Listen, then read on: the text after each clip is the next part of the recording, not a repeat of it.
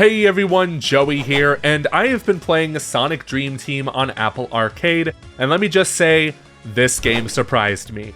I want to preface this by saying this is not a review of Sonic Dream Team, but rather my overall impressions of what I've played so far. I've got to play many hours of this game, I'm practically almost done with it. I just want to give my off-the-cuff thoughts on what might be the most surprising game that I've played all year.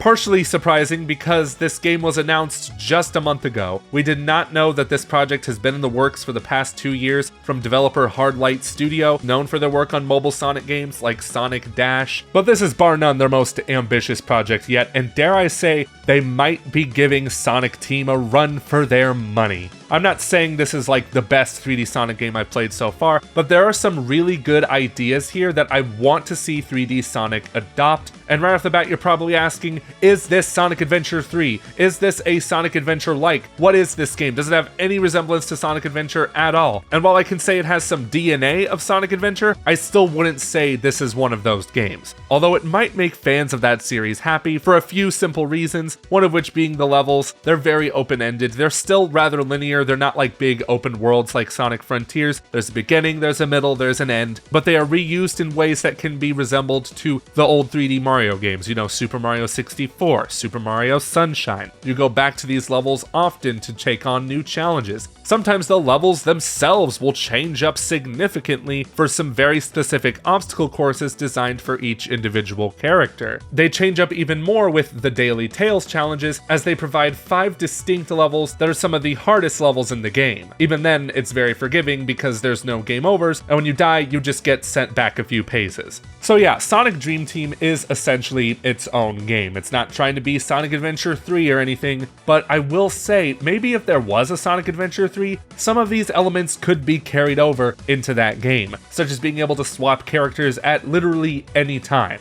Some missions require you to only play as one character, but most of the other ones let you swap between players, letting you climb walls as Rouge and Knuckles, dash through rings as Sonic and Amy, and fly to great-ish heights as Tails and Cream. I really like this gameplay style, and I feel like if Sonic Adventure 3 or any 3D Sonic could take notes from this if they want to have multiple playable characters. I do also remind you that at its core, Sonic Dream Team is still very much a mobile game, and in a sense it is limited by a few factors, one being the controls, as there's really only 2 buttons. There's jump, and then there's boost. And one or both of those buttons can double as a homing attack button.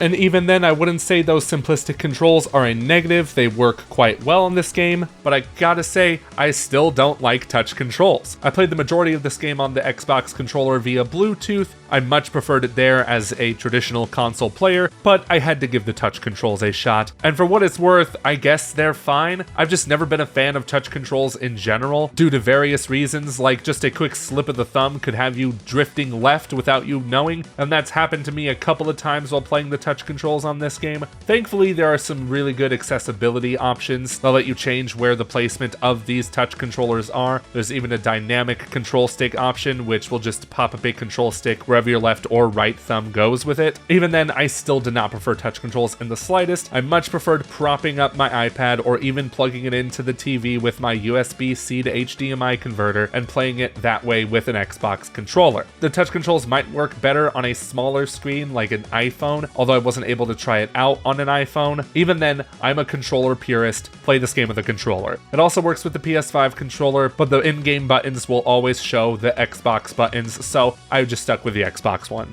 And I know momentum is a hot topic among Sonic fans, I totally understand why, but unfortunately there's not much of that here in Sonic Dream Team. If there is momentum, it's just constantly moving forward, but at somewhat of a static pace. I don't really feel like the characters are weighted in any sense. If you're on the grind rails, you're always going to go forward on the grind rails at the same speed. You're not going to slow down if you're going up. Also, the characters don't really move that fast unless you're holding down the X button to go super fast via the boost mode, and this game encourages you to use that boost mode almost all the time. So that's pretty much the only way you're going to go fast, is if you're constantly holding down X, which is just a bigger case against the touch controls because you're still constantly going to be holding down that dash button, and you're going to want to jump while holding that button down, and that just doesn't work very well on touch controls. It's also interesting that every single character in this game moves at the exact same speed, so they're really not that much different from each other. like at all.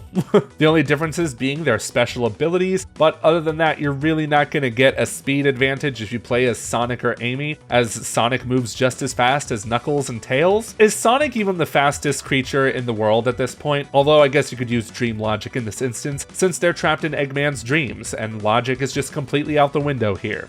But when all is said and done, and those complaints have been addressed, they are fairly minuscule in comparison to what the game does right. It is so fun. I have a lot of fun playing Sonic Dream Team, which is interesting because it doesn't do anything that extraordinary. It is at its core a simple 3D platformer. There are collectibles you can get, such as the Dream Orbs, which are like the Power Stars from the old 3D Mario games. But in some levels, there are those red stars, which Sonic has been collecting since, Sonic Colors? And there's also these blue coins you can collect. There's 30 of them in a few levels that unlock special figures you can view in the main menu. So that's part of what's kept me coming back to revisit those levels, is getting those collectibles, and I am a sucker for those kinds of collectathon platformers, even though this wouldn't exactly be as much of a collectathon as something like Banjo-Kazooie or what have you. But at its core, the gameplay is also very fun. I recently read an interview with the creative director of this game, and he said that he wanted to establish like a series of flow, and I totally understand what he was getting at here, because there are times in this game where flow is the main objective. You're trying to get through these series of checkpoints in a short amount of time. You gotta know when to hit the homing attack button, you gotta know when to boost, and as you're flying through all these platforms, these grind rails, these ring dashes, it just feels so good being able to pull this off with very little to no errors. Even if you do get an error and you fall off, you just go up there and try it again, and you have a blast doing it. At least that's the kind of fun I had with this game. There's definitely something here in Sonic Dream Team that I have not felt in a 3D Sonic game for a long time. Even the really good 3D Sonic games like Colors and Generations that came out, over a decade ago now, they were definitely constrained to a forward-facing path. Sonic's always moving forward, which makes sense, he's a fast hedgehog, but I'm glad Dream Team is incorporating some exploration into the mix with these linear levels. I know Sonic Frontiers, of course, big, huge open world game, has a lot of those exploration elements, but to me, it was too big, and those islands in that game were just filled with Sonic obstacles placed randomly throughout, and that's not really what I wanted from 3D Sonic. I understand I'm in the minority when it comes to that opinion, but I was just mixed on Frontiers. There were some things I liked about it, some things I really didn't like about it, but Dream Team's level design hits that sweet spot for me, and yes, it does bring me back to the Sonic Adventure days, even though Dream Team is still a largely different game than that. But I'm going to close out this preview by saying that there will be a Sonic Dream Team review. I'm going to give my full written down thoughts on this game. I am really enjoying Sonic Dream Team right now, and I am shocked that this game pretty much came out of nowhere, and even though parts of it are limited by being a mobile game, guess what? Mobile games can still be good, and there's no denying that I am having a very great time with it. But let me know in the comments, do you have any questions about Sonic Dream Team that you want answered? Let me know, and until next time, bye bye.